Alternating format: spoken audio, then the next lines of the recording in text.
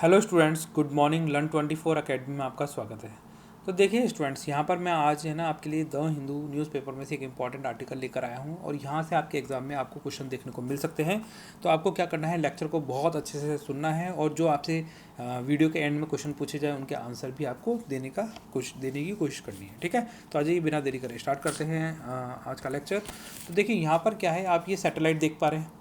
तो ये जो सैटेलाइट है जिसको क्या है, एक मिशन लॉन्च किया गया था वर्ष 2013 के अंदर। कब किया गया था? 2013 के अंदर एक मिशन लॉन्च किया गया था जिसका नाम था गेया मिशन। ठीक है, तो ये जो मिशन था इसका मेजर ऑब्जेक्टिव क्या था, यहाँ से आपसे एक क्वेश्चन पूछा जा सकता है और इससे रिलेटेड जो अदर इन्फॉर्मेशन है ये आपके एग्जाम में पूछी जा सकती है। तो इसको बहुत ज़्यादा डिटेल में हम समझेंगे।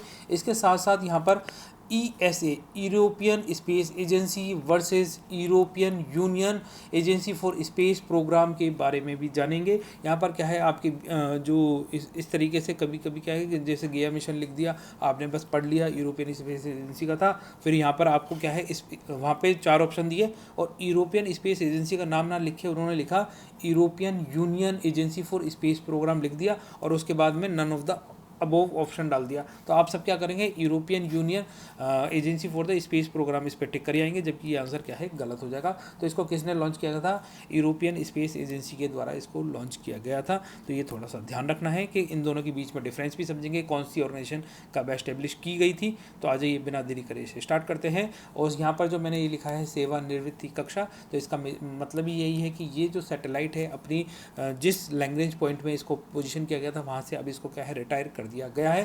तो यहाँ पे जो लैग्रेंज पॉइंट होता है, कौन सी पोजीशन, मतलब एक ऐसी स्पेस के अंदर पोजीशन है जहाँ पर क्या होता है, दो बड़ी, जैसे मान लीजिए दो बड़े बड़े ऑब्जेक्ट्स होते हैं, उनके क्या है ग्रेविटेशनल पुल भी ज़्यादा होता है। जैसे हमारा अर्थ है और साथ में सन है ना, तो इनके बीच में कुछ ऐसी एक पोजीशंस हैं जहाँ पर क्या है जो ग्रेविटेशनल पुल बिल्कुल बहुत कम हो जाता है, माइनर हो जाता है। तो उनको क्या है, जो हमारे रिसर्चर्स हैं, साइंटिस्ट हैं, उन्होंने उनको आइडेंटिफाई किया और उस जगह पर इन सैटेलाइट को पोजीशन किया जाता है। तो इसको कौन से लैंग्वेज में पोजीशन किया गया था?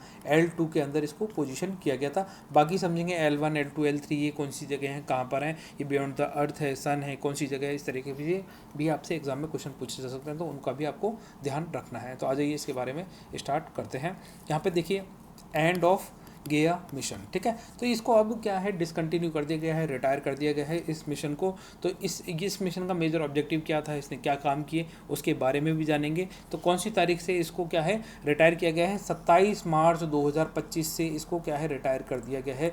गया मिशन को अब पूरी तरीके से क्या है शट डाउन कर दिया गया है। इनकी जो पावर सप्लाई थी वो बंद कर दी गई है। 27 मार्च 2025 ये डेट याद रखनी है एक तो। ठीक है, इसके साथ साथ ये डेट याद रखनी है कि 19 दिसंबर 2013। ठीक है, 2013 में कौन सी 19 तारीख और दिसंबर का महीना, last month of the year, ऐसे याद रखना है। तब ये चीज़ें याद रहती हैं, क्योंकि बहुत सारी चीज़ें पढ़ लेते हैं फिर ऐसे कन्फ्यूज़न हो जाता है कि भैया सितंबर में पढ़ा था कि नवंबर में। तो लास्ट मंथ बोलना है, लास्ट मंथ बोलना है।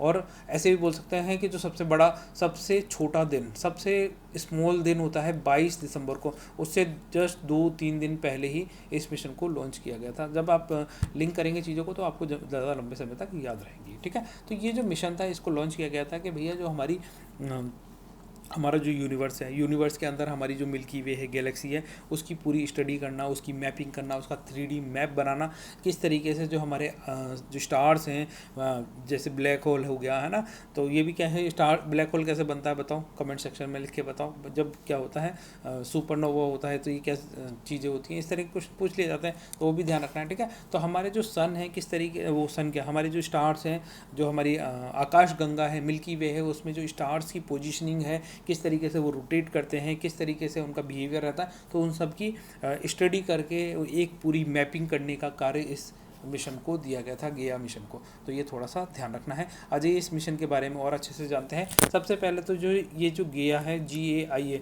इसके बारे में इसकी फुल फॉर्म देख लेते हैं। तो इसकी फुल फॉर्म है global astrometric interferometer for astrophysics. ठीक है, तो ये पूरा अच्छे से नाम एक दो बार पढ़ेंगे तो अच्छे से याद भी हो जाएगा, हालांकि एक दो बार पढ़ने से भी आपको इस चीज़ें समझ में आ जाएंगी। ठीक है, फिर क्या होगा, ये जो GAI है इसको और ज़्यादा सरलीकृत करते हुए इन्होंने क्या करा, इसका नाम ही GAIA कर दिया। ठीक है, तो इसको क्या कर दिया, ज़्यादा ईजी बनाने के लिए, सिंप्लीफाइड करने के लिए इसको गया ही बोलने लग गए। ठीक है, तो ये गया हिंदी में यहाँ पढ़ सकते हैं, इंग्लिश में उधर देख सकते हैं।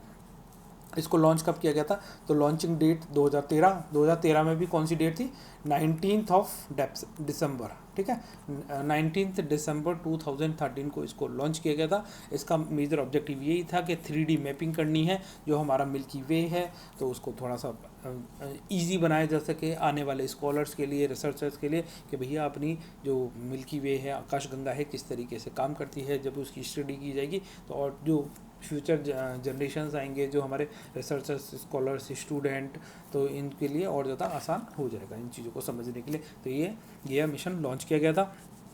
इसमें क्या था, ये मेज़र करेगा, उनकी पोजीशनिंग करेगा, साथ में movement of the celestial body देखेगा, जो हमारे जो तारे हैं, ठीक है, जो हमारे स्टार्स हैं, उनकी किस तरीके से वो मूव करते हैं, या ब्लैक होल है वो किस तरीके से बन रहे हैं, किस तरीके से नष्ट हो रहे हैं, या फिर किस तरीके से एक्टिविटी कर रहे हैं, उनकी भी ये स्टडी करेगा। तो इसलिए इसे भेजा गया था। इसकी अगर पोजीशन की बात करी जाए तो लैग्रेंज पॉइंट 2 के अंदर इसको प्लेस किया गया था, जो कितना है, 1.5 मिलियन किलोमीटर अर्थ से दूर है ना। तो ये कौन सी किस तरफ पड़ता है, बिहाइंड द अर्थ पड़ता है। अर्थ के क्या है, पीछे की तरफ पड़ेगा। जैसे मान लीजिए इधर मैंने सन बनाया, इधर अर्थ बनाई, तो अर्थ के इधर बियॉन्ड है ना, यहाँ पर पड़ेगा ये 1.5 मिलियन किलोमीटर, 1.5 मिलियन किलोमीटर का है, 15 लाख किलोमीटर दूर है ये अर्थ से। इसको प्लेस किया गया। लैग्रेंज पॉइंट की जो पोजीशनिंग है वो थोड़ा सा ध्यान रख सकते हैं। इसके अंदर क्या है, ट्विन टेलीस्कोप लगाए गए, जिसका मेजर काम क्या होगा, जो लाइट्स आ रही हैं डिफरेंट डायरेक्शन से, उनको कैप्चर करने का ये कार्य करेंगे। साथ में इसमें डिजिटल कैमरा भी लगाया गया। डिजिटल कैमरा में क्या है, 1 बिलियन पिक्सल्स वाला ये कैमरा लगाया गया। उस समय ये सबसे लार्जेस्ट कैमरा हुआ करता था जो इतनी अच्छी फ़ोटो खींचने के लिए सक्षम था। इसके साथ साथ इसके अंदर 3 की इंस्ट्रूमेंट्स भी लगाए गए हैं। तो ये जो की इंस्ट्रूमेंट्स हैं, यहाँ से आपके एग्जाम में क्वेश्चन पूछे जा सकते हैं, इनको भी बहुत अच्छे से याद रखना है। कौन कौन से इंस्ट्रूमेंट, एक तो एस्ट्रोमीटर का काम क्या होता है, जो हमारे सेलेस्टियल बॉडीज़ हैं उनकी सटीक लोकेशन का मेजरमेंट करना, कि भैया वो कौन सी जगह हैं, कितनी देरी में कितना पोजीशन वो मूव करते हैं, या उनकी पोजीशन कहाँ है, तो ये एस्ट्रोमीटर से पता करते हैं। फिर है फोटोमीटर मतलब फोटो का मतलब लाइट होता है, तो ये जो ब्राइटनेस है, टेम्परेचर है स्टार्स का, उसकी मेजरमेंट करने के लिए फोटोमीटर्स इसके अंदर लगाए गए थे। और तीसरा इसमें है स्पेक्ट्रोमीटर। इसका मेजर काम था जो केमिकल कंपोजिशन है या फिर जो भी उनमें जो चेंजेस आ रहे हैं उसकी पहचान करने का कार्य करने के लिए स्पेक्ट्रोमीटर लगाए गए थे। तो ये तीनों मीटर का अच्छे से नाम याद रखना है, एस्ट्रोमीटर, फोटोमीटर और स्पेक्ट्रोमीटर। ये थोड़ा ध्यान रखना है कि ये जो हमारा गेया मिशन था इसके अंदर कौन कौन से इंस्ट्रूमेंट्स लगाए गए थे। तो एस्ट्रोमीटर, फोटोमीटर और स्पेक्ट्रोमीटर इसमें लगाया गया था। आ जाइए देखते हैं। देखिए सन हो गया। सन से अगर हम जाएंगे इधर की तरफ तो यहाँ अर्थ, और अर्थ के बिहाइंड इसको लगाया, ये L2 पोजीशन में इसको प्लेस किया गया था इस सैटेलाइट को, जहाँ से क्या है इसने जो हमारी गैलेक्सी है, जो हमारा मिल्की वे है, उसकी स्टडी करने का, उसकी 3D मैपिंग करने का कार्य किया था। आज इसको और थोड़ा सा अच्छे से समझते हैं। जैसे मान लीजिए अगर L2 इधर है तो और भी पॉइंट होंगे, L1 भी होगा। तो L1 क्या है, सन और ये हमारी अर्थ है, इसके बीच में ये पोजीशन है। एक बार मैं इसको मिटा देता हूँ यहाँ पर। तो सन और अर्थ के जस्ट बीच में यहाँ पर L1 मिलेगा। L1 पॉइंट है जहाँ पर क्या है हम सैटेलाइट को प्लेस करते हैं, जहाँ पर इनका क्या है ग्रेविटेशनल पुल दोनों का बिल्कुल क्या है मिनिमम हो जाता है, बहुत कम हो जाता है, जिससे क्या है सैटेलाइट को अपनी पोजीशन में बने रहने के लिए क्या है बहुत कम फ्यूल की ज़रूरत पड़ती है। तो ये थोड़ा ध्यान रख सकते हैं, ठीक है। अगर हम बात करें L1 L2 मिल गए तो L3 क्या होगा, L3 सन के बिहाइंड होगा, उधर की तरफ पीछे की तरफ है L3। अगर हम बात करें तो यहाँ पर L4 है, L4 पोजीशन है, और यहाँ पे बात करें तो यहाँ पर L5 पोजीशन मिलेगी हमें, ठीक है। तो इस तरीके से लैग्रेंज ये 5 पॉइंट हमें देखने को मिलते हैं। यहाँ पर मैं मैप के अंदर भी दिखा देता हूँ आपको। तो देखिए ये जो गया मिशन है, इस सैटेलाइट को कहाँ प्लेस किया गया, L2 में प्लेस किया गया था। ये अगर हम अर्थ से इसकी डिस्टेंस नापें तो 15 लाख किलोमीटर इसकी दूरी है, कितनी 15 लाख किलोमीटर्स दूर, अगर हम इसे मिलियन में बोलें तो 1.5 मिलियन किलोमीटर दूर है ये लैग्रेंज 2, ठीक है। और अगर हम बात करें तो L1 ये रहा, अर्थ और सन के बीच में पड़ेगी इसकी पोजीशन। अगर हम L3 की बात करें तो ये क्या होगा, सन के बियॉन्ड, अर्थ है सन के बियॉन्ड हो जाएगा, तो हम इधर बोलेंगे, हाँ अर्थ के बियॉन्ड नहीं बोलेंगे, अर्थ से सन एंड सन के बियॉन्ड हमें L3 पोजीशन देखने को मिलती है। L4 यहाँ ऊपर की तरफ है और L5 ये नीचे की तरफ आपको देखने को मिलेगा, ठीक है। तो ये थोड़ा सा ध्यान रखते हैं, एग्जाम में कई बार ये भी पूछ लिया जाता है लैग्रेंज पॉइंट के बारे में। तो ये क्या है, ये जस्ट आपकी जो ग्रेविटेशनल पुल है उसको कम करता है, ये मतलब यहाँ पे बहुत कम मिनिमम फोर्स लगता है, तो ये थोड़ा सा ध्यान रख सकते हैं, ठीक है। इसके अलावा इस प्रोग्राम को किसने लॉन्च किया था, इसको लॉन्च किया था यूरोपियन स्पेस एजेंसी के द्वारा। इस प्रोग्राम को लॉन्च किया गया था, इस मिशन को लॉन्च किया गया था। कब किया गया था, 19 दिसंबर 2013 को इसको लॉन्च किया गया था, ये थोड़ा ध्यान रखना। कब इसे डिसकंटिन्यू कर दिया गया, जल्दी से उस डेट को कमेंट सेक्शन में लिख के बताइए। अब देखिए ये जो यूरोपियन स्पेस एजेंसी है, और यहाँ पर ये आप देख सकते हैं European union agency for the space programme. तो यहाँ पर आपको EUSPA और ESA में कन्फ्यूज़न ना हो, इसके बारे में डिटेल देख लेते हैं। डिटेल्स कब कौन सी स्पेस एजेंसी का गठन किया गया था, किसका क्या काम है, ठीक है। तो देखो ये जो यूरोपियन स्पेस एजेंसी है ये क्या है, जो इंटरनेशनल कंट्रीज़ हैं, तो ऐसी 23 जो मेंबर्स इंटरनेशनल ऑर्गेनाइजेशन है उनसे मिलकर बनी हुई 23 कंट्रियों से मिलकर बना हुआ है ESA, यूरोपियन स्पेस एजेंसी का लोगो यहाँ देख सकते हैं। तो यहाँ पर क्या है, 23 कंट्रियों का समूह है, ये ऐसे मानिए आप इसके अंदर, ठीक है। 23 कंट्रीज़ का समूह है। अगर हम इसके हेडक्वार्टर की बात करें तो इसका हेडक्वार्टर कहाँ पर है, पेरिस फ्रांस के अंदर इसका हेडक्वार्टर देखने को मिलता है। इसका अगर गठन की बात करें तो 30 मई 1975 में इसको गठित किया गया था, 49 ईयर्स पहले, ठीक है। आपसे कितने 49 ईयर्स हो गए हैं। अगर हम इसके ऑफिशियल लैंग्वेज की बात करें तो इंग्लिश, फ्रेंच, जर्मन इसकी ऑफिशियल लैंग्वेज है। फ्रेंच और जर्मन के साथ में इंग्लिश ऐसे याद करेंगे तो आपको ये याद रहेगा। इसके साथ साथ अगर हम इसकी बात करें तो वर्ष 2025 में जो इसका बजट रहा वो कितना, जो अगर देखो ये जो सिंबल आपको दिख रहा है, ये वाला सिंबल, और एक सिंबल मैं बनाता हूँ मान लीजिए ऐसे है, ठीक है। तो इन दोनों सिंबल में डिफरेंस क्या है, तो ये जो सिंबल है ये यूरो को रिप्रेजेंट करता है, ठीक है। यूरो को रिप्रेजेंट करता है, और ये जो ब्रिटिश पॉन्ड है उसको रिप्रेजेंट करता है, ब्रिटिश पॉन्ड, ठीक है। तो ये थोड़ा सा ध्यान रख सकते हैं, ब्रिटिश पॉन्ड अलग है, यूरो अलग है, तो ये यूरो को रिप्रेजेंट कर रहा है। अगर हम इसे कन्वर्ट करें USD में, यूनाइटेड स्टेट्स का जो डॉलर है, डॉलर में मान लो कंप्लीट कन्वर्ट करते हैं तो ये कितना बनता है, $8 बिलियन बनेगा, ठीक है। $8 बिलियन की यहाँ पर क्या है, इसकी फंडिंग है सालाना। ये मैंने फंडिंग पे क्यों जोर दिया है अभी आपको बताऊंगा, पहले एक बार इसके दोनों के डिफरेंस कर लेते हैं, ठीक है। तो इसकी फंडिंग कितनी है, $8 बिलियन इसको सालाना मिलता है, पैसा बजट के थ्रू मिलता है। और इसके ये जो मेंबर्स है, कर्मचारी कितने हैं, 2500 के आसपास इसमें कर्मचारी दुनिया भर से काम करते हैं। 1975 में इसका गठन हुआ था, ये थोड़ा सा ध्यान रखना है। अब हम बात कर रहे हैं European union agency for space programme, EUSPA, ये भी थोड़ा सा ध्यान रखना है कि यूरोपियन यूनियन की एक एजेंसी है स्पेस प्रोग्राम के लिए। इसको गठित किया गया था वर्ष 2004 के अंदर। इसका वर्ष 2004 के अंदर जो नाम था वो European global navigation satellite system supervisory authority के नाम से इसको लॉन्च किया गया था। फिर 2010 में इसको क्या है, रीऑर्गेनाइज करा गया, इसका नाम वापस से चेंज किया गया, European global navigation satellite system agency के रूप में इसको गठित किया गया था, जिसे GSA या GNSS एजेंसी भी बोल सकते थे। इसके अलावा इसको क्या है, वर्ष 2021 के अंदर वापस से क्या है, रीऑर्गेनाइज किया गया है, वापस से पुनर्गठित किया गया है, तो है ना। तो ये कई बार रीऑर्गेनाइज कर चुके हैं। तो अब क्या है, अब जो इसकी डेट अगर आपसे पूछी जाती है कि भैया EUSPA कब लॉन्च किया गया, तो 12 मई 2021 को ये आपने अस्तित्व में आया है। तो हमें डेट यही याद रखनी है। हालांकि इसको जो इसका शुरुआती नाम था वो अलग नाम था, जैसे European global navigation satellite system 2004 में इसको एस्टेब्लिश किया गया था, परंतु हमें ये डेट को याद रखना है कि 3 साल पहले इसको गठन किया गया है EUSPA को, ठीक है। इसका काम बिल्कुल डिफरेंस है। गया मिशन किसके द्वारा लॉन्च किया गया है, यूरोपियन स्पेस एजेंसी के द्वारा लॉन्च किया गया है, इसके द्वारा लॉन्च नहीं किया गया है, ठीक है। इतना इसीलिए बस इतनी माथाफोड़ी की गई है कि आपको ये चीज़ें समझ में आ सकें। अगर इसकी हेडक्वार्टर की बात करी जाए European union agency for space programme के, तो इसका हेडक्वार्टर हमें देखने को मिलता है पैराग्वे सेज रिपब्लिक के अंदर। अगर हम इसकी बात करें बस इतना ही देख लो, जूरिडिक्शन यूरोपियन कमीशन के अंदर आता है। अगर हम इसमें बजट की बात करते हैं तो इसका बजट है करीब करीब $2.2 बिलियन का, जो अमेरिकन बिलियन डॉलर है, उसी से देख लेते हैं एक बार समझने के लिए। 2.2 बिलियन डॉलर, ठीक है।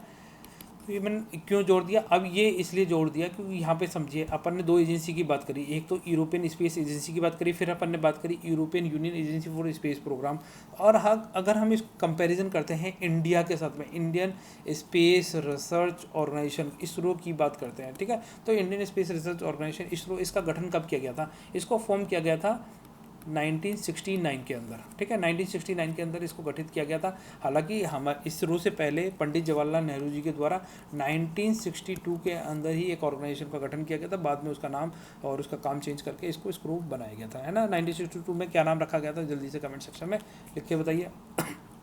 अब देखिए 1969 के अंदर इसरो का गठन किया जाता है, और इसकी जो पहली सैटेलाइट है वो हम किसके द्वारा, जो space Indian space research organisation का सहयोग किसने दिया था, यूएसएसआर, है ना। यूएसएसआर को आप जानते हैं, यूएसएसआर जो अनडिवाइडेड रशिया था, उसको पहले क्या था, सोवियत संघ बोला जाता था। तो जो सोवियत भी आप इसको बोल सकते हैं, ठीक है। तो सोवियत के द्वारा हमारी मदद की गई थी। तो सोवियत की जो एजेंसी थी उसका नाम क्या था, ठीक है। तो सोवियत की एजेंसी थी, इसका नाम था इंटर कॉस्मोस, इंटर कॉस्मोस, ठीक है। तो ये इंटर कॉस्मोस थी, इसके सहयोग से हमारी फर्स्ट सैटेलाइट लॉन्च की गई थी। वो कब लॉन्च की गई थी, फर्स्ट सैटेलाइट का नाम क्या था बताइए, आर्यभट्ट, ठीक है। फर्स्ट सैटेलाइट का नाम था आर्यभट्ट, और इसको लॉन्च किया गया था 1975 के अंदर। 1975 में ये आर्यभट्ट को लॉन्च किया गया था यूएसएसआर के सहयोग से। यूएसएसआर की जो एजेंसी का नाम था इंटर कॉस्मोस।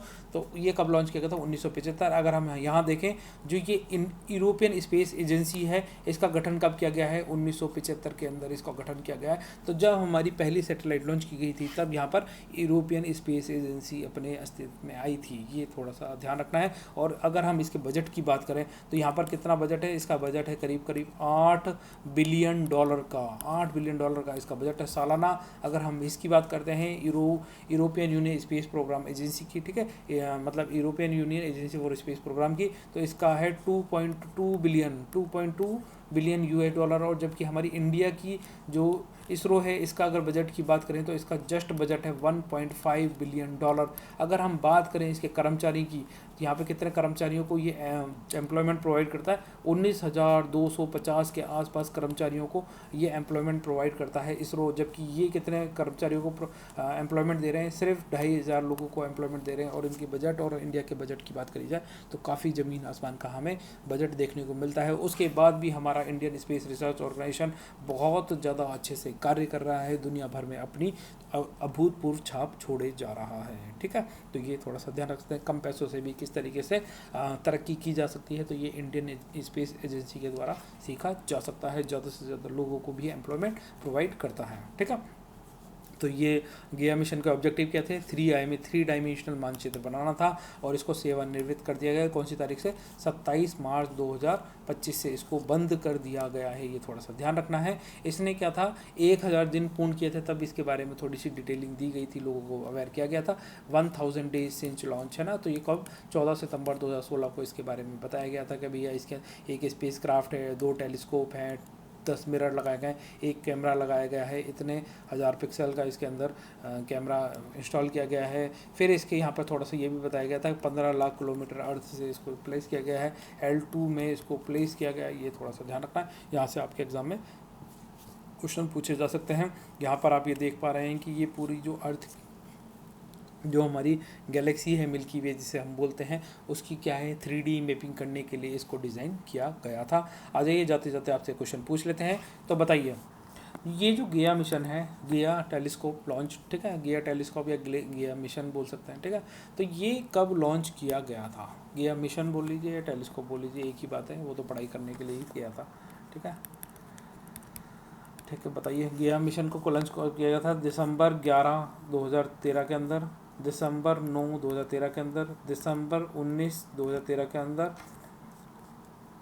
या फिर दिसंबर 29 2013 के अंदर। इनमें से किस डेट को ये गया मिशन लॉन्च किया गया था। अगर आपने लेक्चर बहुत अच्छे से पढ़ा होगा तो ये डेट आपको याद होगी। इसके साथ साथ आपको बताना है कि ये गया मिशन कौन से लैग्रेंज पॉइंट के अंदर इसको प्लेस किया गया है, 1 2 3 या 5? बताइए इसका आंसर कमेंट सेक्शन में लिखें कि इस मिशन को कौन से लैंग्वेज में आपने प्लेस किया है। यहाँ से आपके एग्जाम में क्वेश्चन पूछा जा सकता है। तो स्टूडेंट्स, जाते जाते आपको थोड़ी सी और इन्फॉर्मेशन दे देते हैं कि हमारे द्वारा जल्द ही पटवारी का कंप्यूटर का कोर्स लॉन्च किया जा रहा है। ठीक है, कंप्यूटर पढ़ाया जाएगा, पूरा आपको वापस से रिवाइज किया जाएगा। हमारे जो पुराने जो कंप्यूटर के लेक्चर्स है, आज के डेटा के अकॉर्डिंग जिस तरीके से साइंटिफिक रिसर्च हो रही है, जिस तरीके की टेक्नोलॉजी विकसित हो रही है, अलग अलग कंप्यूटर सॉफ्टवेयर डेवलप हो रहे हैं, उनसे रिलेटेड बहुत नई नई जानकारियाँ मार्केट में आ चुकी हैं।